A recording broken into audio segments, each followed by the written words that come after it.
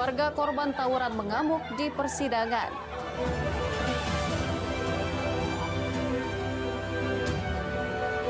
Siswa keracunan jajanan minuman semprot.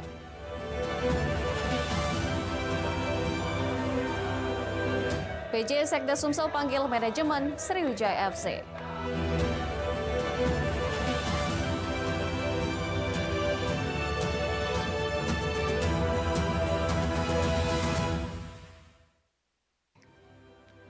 Assalamualaikum warahmatullahi wabarakatuh. Selamat malam pemirsa. Kembali News Sumsel hadir menjumpai Anda hari ini Rabu 31 Juli 2024. Selain 3 berita utama tadi, sejumlah informasi lainnya akan kami hadirkan untuk Anda bersama saya Anggi Pradita. Inilah News Sumsel selengkapnya.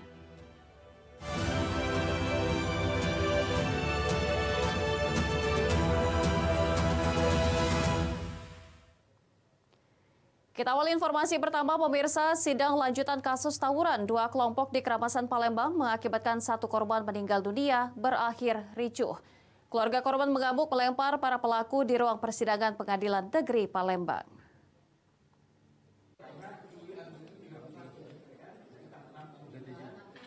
Kericuhan terjadi ketika majelis hakim usai mendengarkan keterangan para terdakwa pelaku saat ketiga orang pelaku berdiri hendak meninggalkan kursi pesakitan dari kasus tawuran yang menyebabkan korban M. Putra Alam tewas. Keluarga korban yang turut hadir di Pengadilan Negeri Palembang emosi mendengarkan bantahan para pelaku. Keluarga korban mengamuk melempar tiga terdakwa pelaku yakni Rian, Fadil, dan Miko Aprilian menggunakan tas. Beruntung kericuhan reda setelah keluarga korban digiring petugas kepolisian dibawa keluar ruang sidang. Namun keluarga korban mengumpat para terdakwa agar dihukum seberat-beratnya sembari mencaci penasihat hukum para terdakwa. Yang pengacara belas itu tahu tak tidak adil. Tahu tak sebagai pengacara harus adil. Kericuhan juga nyaris kembali terjadi ketika majelis hakim melanjutkan persidangan mendengarkan keterangan saksi teman korban. Keterangan saksi tersebut kembali dibantah oleh tiga terdakwa yang mengaku tidak pernah melakukan penganiayaan terhadap korban, bahkan menganggap keterangan saksi berbohong. Tawuran menelan seorang korban jiwa terjadi Jumat 9 Februari 2024 sekitar pukul 3 dini hari di Jalan Yusuf Singadekana, Keramasan Kertapati, Palembang, menyebabkan M. Putra Alam tewas akibat terkena senjata celurit dan tombak. Dari Palembang, Guntur Riansyah, News melaporkan. Pemirsa, sejumlah siswa Sekolah Dasar Negeri 39 Kota Palembang keracunan massal usai mengkonsumsi jajanan berbentuk minuman semprot yang dijual di kantin sekolah. Siswa yang mengalami mual dan muntah bahkan kejang hingga langsung dilarikan pihak sekolah ke rumah sakit.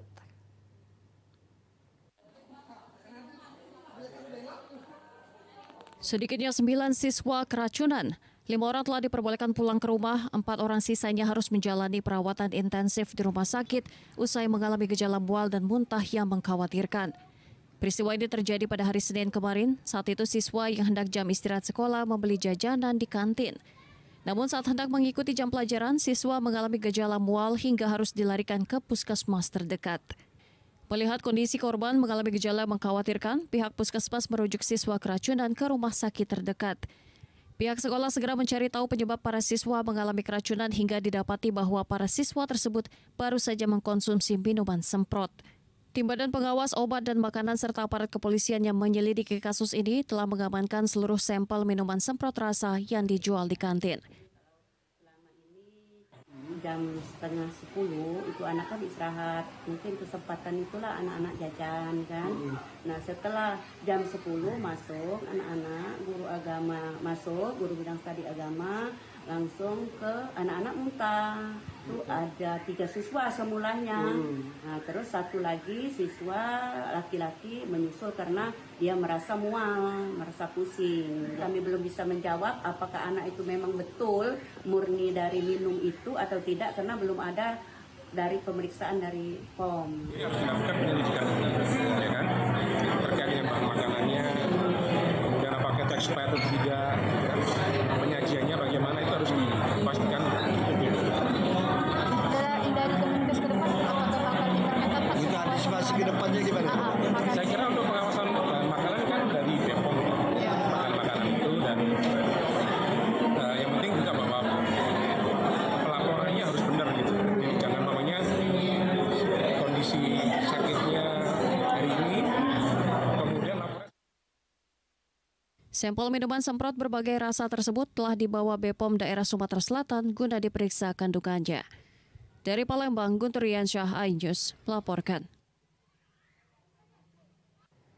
Di informasi lainnya pemirsa, ribuan ikan mati dan mengapung di Sungai Babatan, Kecamatan Pedamaran, Kabupaten Oki. Belum diketahui penyebab matinya ikan-ikan tersebut.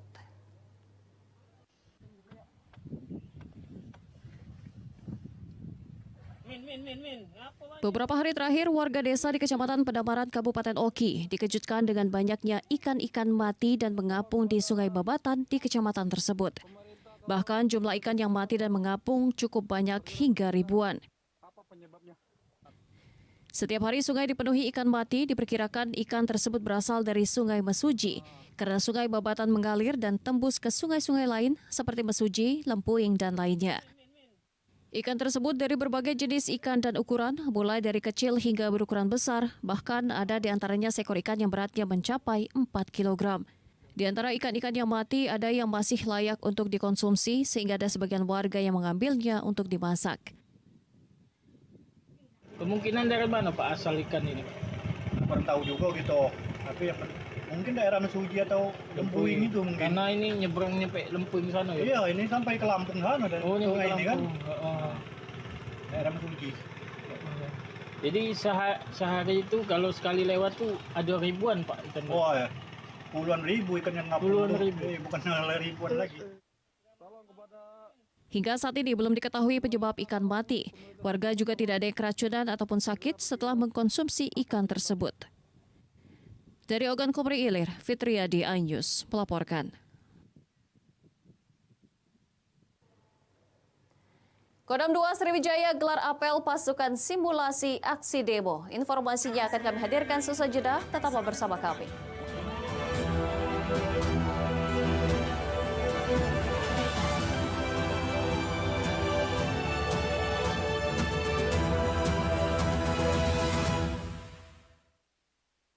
Mengupas makna dan tafsir Al-Quran bersama ulama terkemuka tanah air. Kaumum min kaum khairun minal yadis suflah. Nggak bakal bisa dibayar oleh dunia dan seisinya. Jelas, lugas untuk kehidupan sehari-hari. Di antara yang merusak hati adalah buruk sangka. Wa aqimus shalah wa atuz zakah. Itu pun sejajar dengan jihad fisabilillah. Cahaya Hati Indonesia, Sabtu dan Minggu pukul 12 siang di iNews. Mempertanyakan rasa keadilan. Negeri kami nampak kehilangan kemudi. Kebenaran, keberanian, dan juga kejujuran. Itu hak demokrasi, nggak apa-apa. Saatnya kita bicara. Tuntaskan di sini. Menyampaikan dari kacamata mahasiswa. Saya Aryo Ardi. Saya Anisha Dasuki. Interupsi hanya di iNews.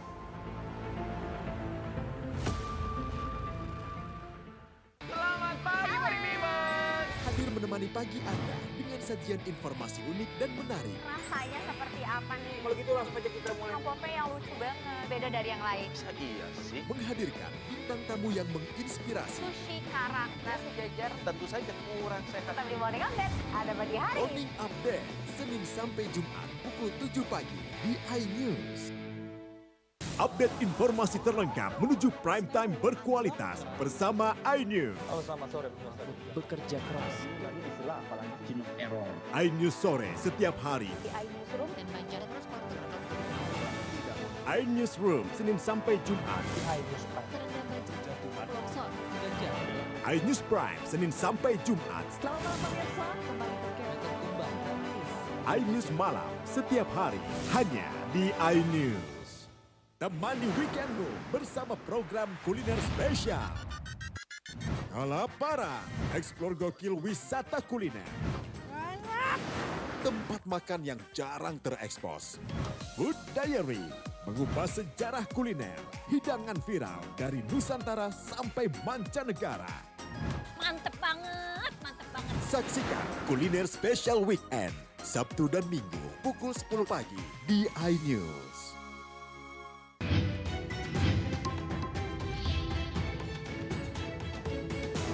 Kawal Pilkada 2024, Senin sampai Jumat pukul 12:30 siang, live di iNews. suara tak layak dibungkam. Intelektualitas perlu diuji. Integritas butuh konsistensi demi demokrasi yang hakiki. Suarakan kejujuran demi keadilan menuju kebenaran. Saya Aiman Wicaksono, saatnya rakyat bersuara. Saya Abraham Silaban, Anda menyaksikan The Prime Show. Investigasi eksklusif. Omnibus Law Undang-Undang Cipta Kerja mengakibatkan PHK di mana-mana. Mengupas isu-isu terhangat. Ini apa? Hakim MK? Silakan diselesaikan, Mas Pipin. Saya kasih kesempatan ke Fritsen, Kak. Semua tanya akan dijawab dengan tuntas dan berkelas. Ada kejanggalan bagi saya dari pihak-pihak wasit yang tidak menguntungkan buat kita. The Prime Show. Setiap Rabu pukul 8 malam.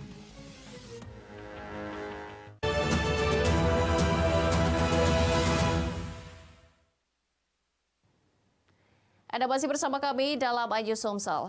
Pemirsa, jelang pemilihan kepala daerah serentak 27 November 2024, Kodam 2 Sriwijaya menggelar apel pasukan kesiapan prajurit, peralatan dan antisipasi kerusuhan massal melalui simulasi penanganan aksi demo dalam membantu Polri.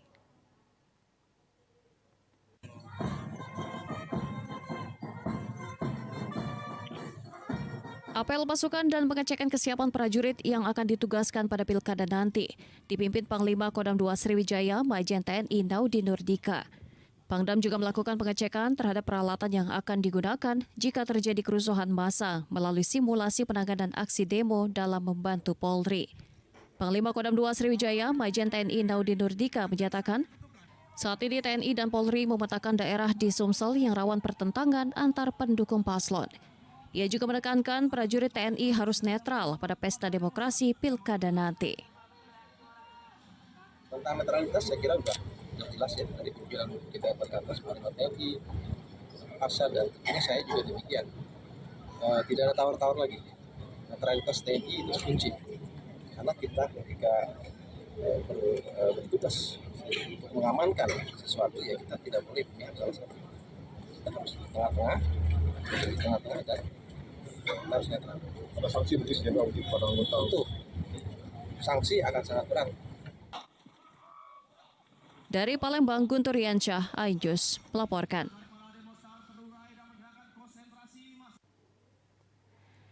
Pemirsa, Lembaga Pemantau Pemilu Kada LSPI membuka pengaduan terkait pelanggaran pilkada. Masyarakat diminta tidak perlu takut untuk mengadu apabila memang ada pelanggaran pada tahapan pilkada di Lahat.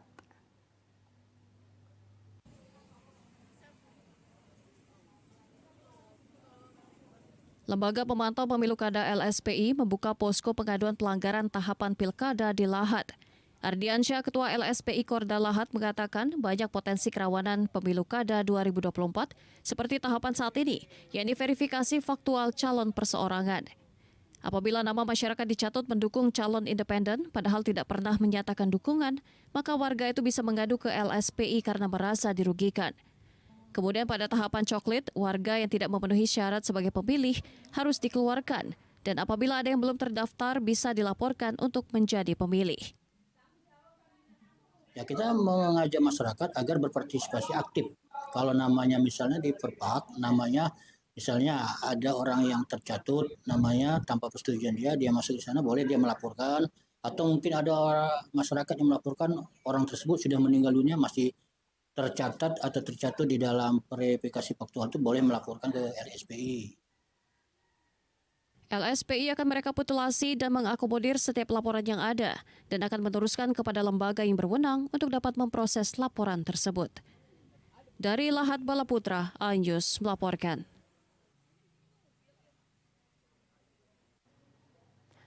Di informasi lainnya, pemirsa, Kejaksaan Negeri Kabupaten Ogan Komering Ulu kembali melakukan penegakan hukum melalui restoratif justice.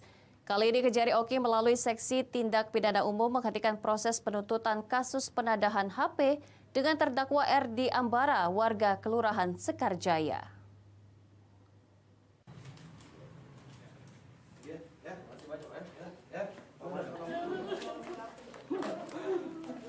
Isak tangis mewarnai penyelesaian kasus melalui restoratif justice oleh Kejaksaan Negeri Oku terhadap seorang bapak muda yang melakukan penadahan HP dengan terdakwa RD Ambara warga Kelurahan Sekarjaya. Penyerahan SK penghentian perkara diwarnai dengan isak tangis kedua orang tua RD Ambara. Bahkan RD sempat berlutut mencium kaki ibunya serta menyampaikan permohonan maaf secara sungguh-sungguh kepada korban Gaga Prima yang telah berbesar hati memaafkan kesalahannya. Sambil terisak, RD juga mengucapkan terima kasih sembari memeluk Kajari Oku Hoirun Parapat dan semua yang hadir termasuk fasilitator. Atas adanya RJ ini, Pak, kami sangat berterima kasih sekali. Sudah bisa membebaskan anak kami, dapat berkumpul dengan kami, dengan anaknya. Itu saja, Pak, yang kami sampaikan, Pak. Dan kepada anak saya, jangan lagi mengulangi hal-hal seperti tersebut. Kenapa dilakukan? Karena memang RJ ini adalah salah satu program yang dicanangkan oleh Kejaksaan, di mana diharapkan Kejaksaan bersama seluruh jajaran harus tetap mengedepankan keadilan yang humanis, terutama kepada masyarakat kita yang berada pada kategori rentan terhadap persoalan hukum. Yang kedua, persoalan hukumnya juga telah ditentukan, jadi tidak semua perkara bisa kita hentikan. RD merupakan seorang kuli angkut dijerat atas tindak pidana dan dikenakan pasal 480 ke 1 KUHP yang diduga menadah barang hasil curian. Perkara bermula Minggu 7 April 2024 dini hari. Saat itu RD bertemu dengan FB berstatus DPO yang menawarkan 1 unit HP tanpa kotak, kwitansi dan kelengkapan lainnya seharga Rp700.000. Handphone tersebut milik korban Gaga yang diambil tanpa izin oleh pelaku FB dan Andrian. Dari Ogan Komering Ulu, Widori Agustino Ajus melaporkan. Selesai jeda, kami akan menghadirkan informasi mengenai PJ Sekda Sumsel panggil manajemen Sriwijaya FC. Tetaplah bersama kami.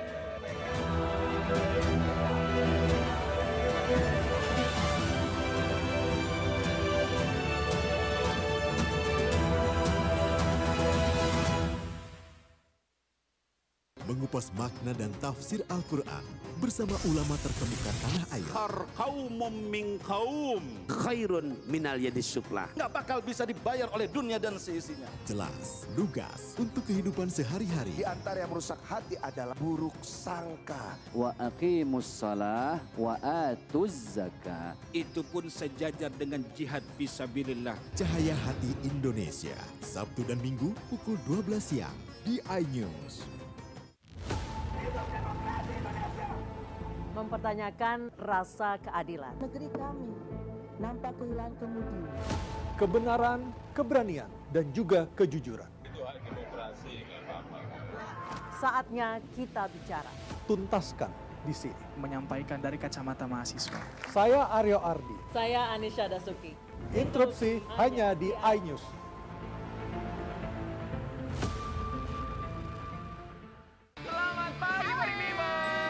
Menemani pagi Anda dengan sajian informasi unik dan menarik. Rasanya seperti apa nih? Kalau gitu langsung aja kita mulai. Pope yang lucu banget, beda dari yang lain. Iya sih. Menghadirkan bintang tamu yang menginspirasi. Sushi kara, nasi jajar. Tentu saja kurang sehat. Tetap di Morning Update, ada pagi hari. Morning Update, Senin sampai Jumat pukul 7 pagi di iNews.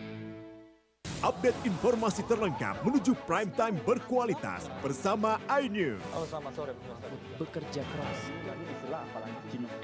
iNews sore setiap hari. Di iNewsroom dan Banjar terus iNewsroom Senin sampai Jumat.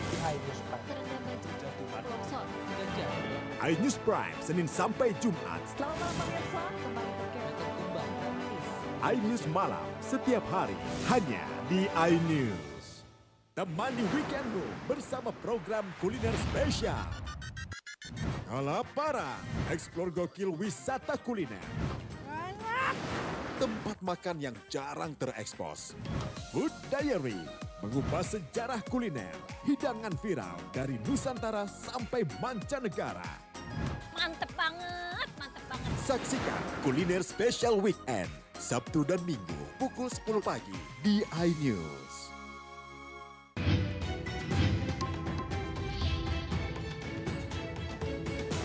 Kawal Pilkada 2024, Senin sampai Jumat pukul 12:30 siang, live di iNews. Suara tak layak dibungkam. Intelektualitas perlu diuji. Integritas butuh konsistensi demi demokrasi yang hakiki. Suarakan kejujuran demi keadilan menuju kebenaran. Saya Aiman Wicaksono, saatnya rakyat bersuara. Saya Abraham Silaban, Anda menyaksikan The Prime Show. Investigasi eksklusif. Omnibus Law Undang-Undang Cipta Kerja mengakibatkan PHK di mana-mana. Mengupas isu-isu terhangat. Ini apa? Hakim MK? Silakan diselesaikan, Mas Saya Pipin. dikasih kesempatan ke Fritzenka. Semua tanya akan dijawab dengan tuntas dan berkelas. Ada kejanggalan bagi saya dari pihak-pihak wasit yang tidak menguntungkan buat kita. The Prime Show. Setiap Rabu pukul 8 malam.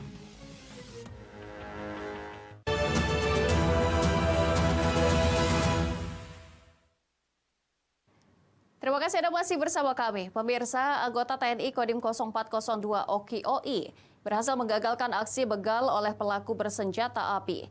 Bahkan anggota TNI sempat bergulat dengan pelaku sehingga pelaku berhasil diamankan.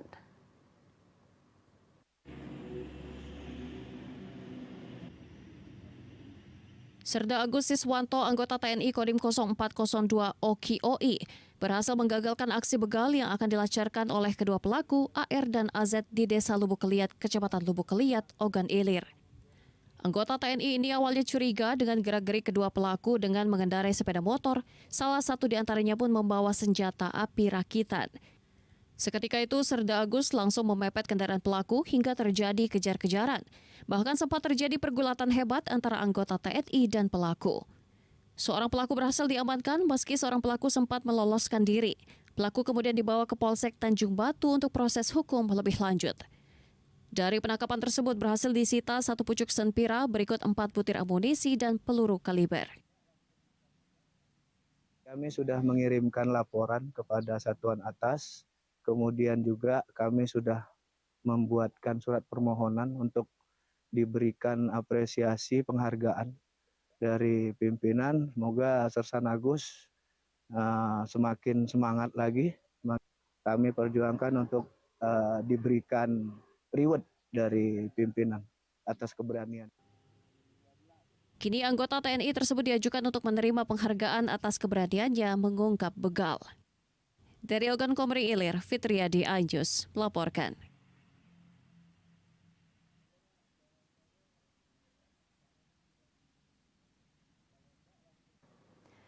Pemirsa, 1 hari berselang aksi unjuk rasa supporter Sriwijaya FC, Pemprov Sumsel memanggil jajaran manajemen Sriwijaya FC untuk mencari akar permasalahan yang dihadapi Laskar Wongkito. PJ Sekda Sumsel Edward Chandra menginginkan Sriwijaya FC tetap eksis mengikuti kompetisi Liga 2 pada September mendatang. Oke, siapa? PJ Sekda Sumsel Edward Chandra duduk bersama manajemen Sriwijaya FC, dalam hal ini jajaran PT Sriwijaya Optimis Mandiri. Dalam kesempatan tersebut, Edward meminta manajemen untuk segera melakukan RUPS untuk mencari presiden Sriwijaya FC dan manajer yang posisinya lowong. Edward mendapatkan laporan jika Sriwijaya FC sudah memiliki kerangka tim, mulai dari calon pelatih hingga pemain di kompetisi Liga 2 Indonesia.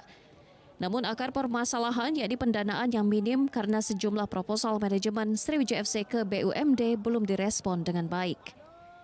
Untuk itu, Edward berkomitmen untuk mendorong sejumlah BUMD dan perusahaan di Sumatera Selatan mencairkan CSR dan menjadi sponsor Laskar Wongkito. Hal senada disampaikan Komisaris PT SOM Asfan Fikri Sadaf. Menurutnya tim yang sudah terbentuk tinggal pembayaran DP yang mengejar komitmen sponsor. Apalagi kini SFC sahamnya sudah dikuasai PT Digi Sport sebesar 40% sehingga akan membantu pendanaan Sriwijaya FC. Manajemen PT SOM dan mereka sudah ada agenda untuk RUPS ya, RUPS terutama kaitan dengan melengkapi ada presiden klub yang mengundurkan diri ya, dan kemudian ada manajer yang masih kosong ya. Kita juga minta untuk mendorong untuk segera saja dilaksanakan secepat-cepatnya agar dalam waktu dekat ini akan yang dikatakan Pak Sel tadi akan mendorong lagi supaya sponsor-sponsor yang sudah ada, yang sudah tercatat ini bisa segera merealisasikan bantuannya. Dengan komitmen Digisport? Digisport itu kan kita hanya tinggal melaksanakan putusan pengadilan. Putusan pengadilan bahwa PT SOM harus menyerahkan saham tertentu kepada Digisport ya. Setelah itu diserahkan, tentu Digi akan masuk dalam manajemen PT SOM. Sriwijaya FC kini juga membutuhkan dukungan dari PT JSC untuk latihan Sriwijaya FC 1 musim ke depan. Dari Palembang, Bambang Irawan, iNews melaporkan.